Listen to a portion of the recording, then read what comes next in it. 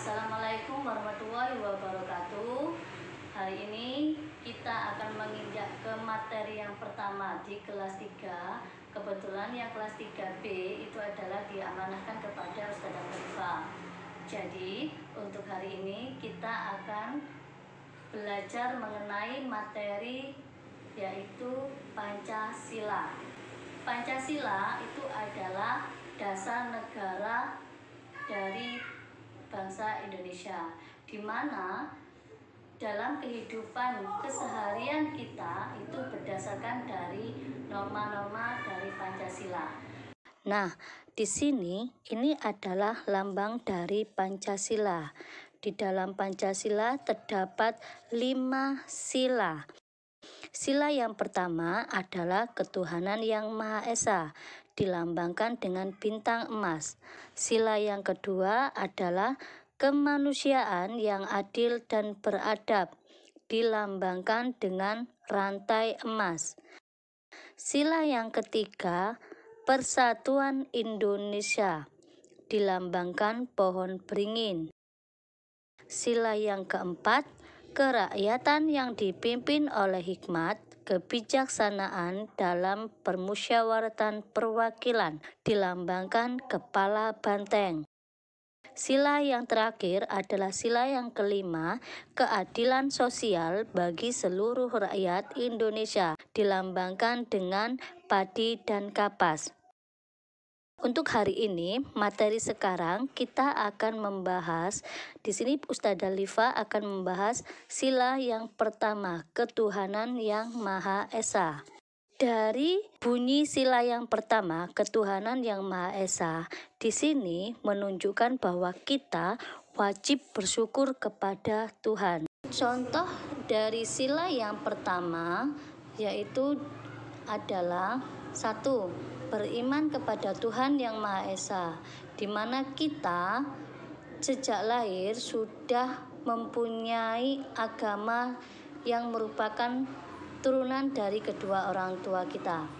Karena kita beragama Islam, kita wajib percaya kepada Allah Subhanahu wa Ta'ala.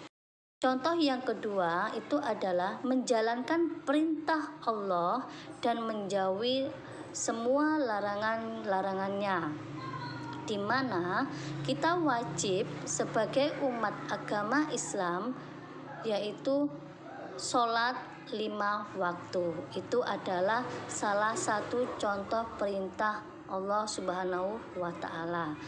Dan menjauhi semua larangannya, contohnya yaitu kita tidak boleh memaksakan kehendak orang lain, tidak boleh mencuri atau berbuat yang buruk. Contohnya yaitu adalah di kelas kita tidak boleh mengambil milik teman kita. Itu adalah contoh yang harus dijauhi larangannya. Selanjutnya yaitu tidak memaksakan kehendak agama bagi orang lain.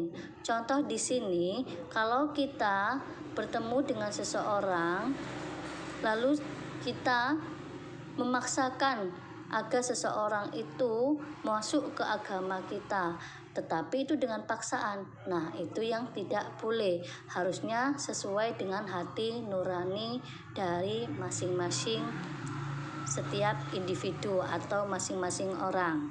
Selanjutnya contoh yang keempat, saling menghormati antar umat beragama.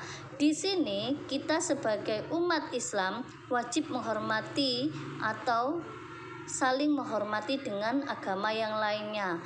Kalau kita sedang bermain dengan teman kita di rumah, kita beragama Islam, sedangkan teman kita, tetangga kita itu adalah agama Kristen.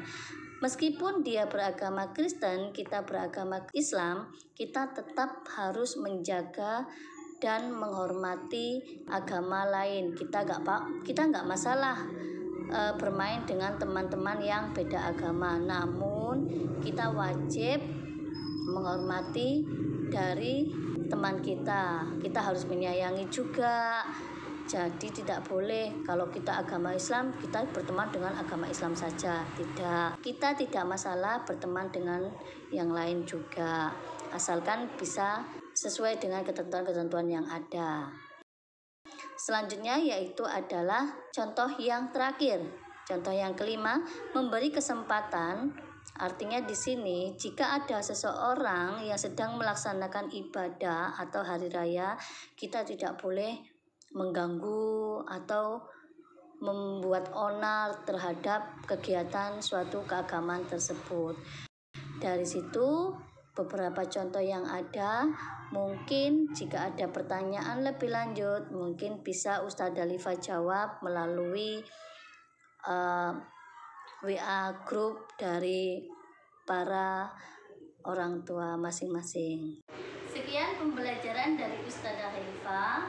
Wassalamualaikum warahmatullahi wabarakatuh. Sampai jumpa di pembelajaran selanjutnya.